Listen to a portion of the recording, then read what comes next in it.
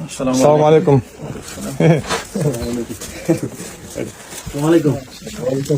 क्या हाल है? खैरियत से? अल्हम्दुलिल्लाह खैरियत। कौन उर्दू जानते हैं? बोलिए इरशाद जानती है? उर्दू जानते हैं या हिंदी? हिंदी बोलिए। अच्छा इंग्लिश? इंग्लिश थोड़ा जान थोड़ा हिंदी मालूम? थोड़ा थोड़ा okay more problem. not so much little ठीक है आप so we are देखिए। Muslims, we are brothers, we are coming now from Isha prayer. Our intention مقصد to come here to make ziyarat. We are all Muslims brother. إنما المؤمنون إخوة. Vardır Müslümanlar bir tuğanda.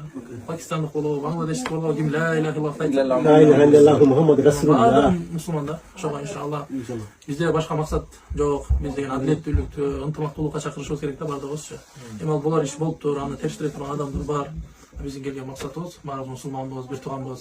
Everything is good?